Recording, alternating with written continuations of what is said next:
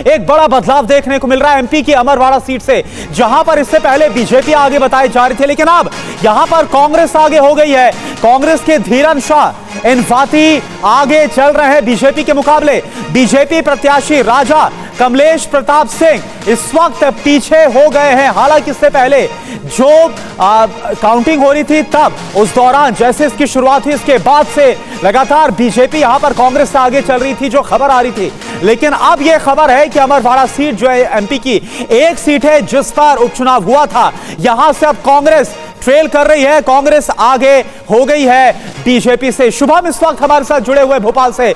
शुभम, हमने देखा लोकसभा में एकमात्र जो सीट थी कांग्रेस की छिंदवाड़ा, वहां पर कैसे बीजेपी ने पटखनी दी।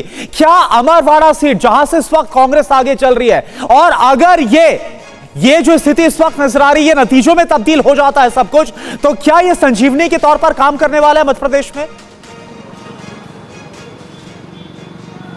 देखिए, जो नए प्रदेश अध्यक्ष कांग्रेस के बने जीतू पटवारी, उन्हें अभी तक जीत का स्वाद नहीं चखा है। और जो जिक्र आप कर रहे हैं कि मध्य प्रदेश की एकमात्र ऐसी सीट थी जो 2014 और 2019 में कांग्रेस नहीं जीत पाई थी, 2024 के चुनाव में जीती।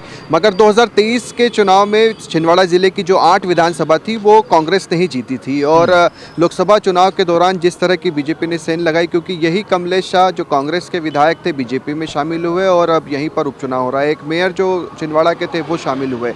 अब टक्कर का मुकाबला है। आप देखिए कि कुल 20 राउंड होना है नतीजों के लिए। 5 राउंड में बीजेपी के प्रत्याशी आगे थे और आगे के 3 राउंड में 2500 वोटों से कांग्रेस के प्रत्याशी आगे चल रहे हैं।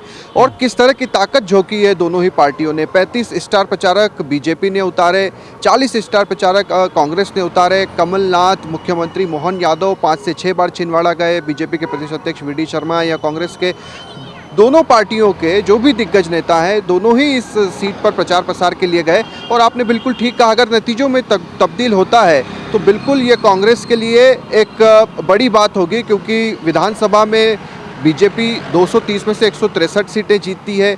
लोकसभा चुनाव में 29 में से 29 सीटें बीजेपी जीत जाती है। तो ऐसे में अगर इस उपचुनाव में कांग्रेस को जीत मिलती है तो ये उसके लिए वाकई में बहुत बड़ी बात होगी। बिल्कुल, और बड़ी बात तो ये भी होगी कि जो कमलनाथ है उनकी साख पर भी सवाल है, तो ऐसे में बड़ी देखना होगा कि यहाँ पर जीत किसकी होती है। और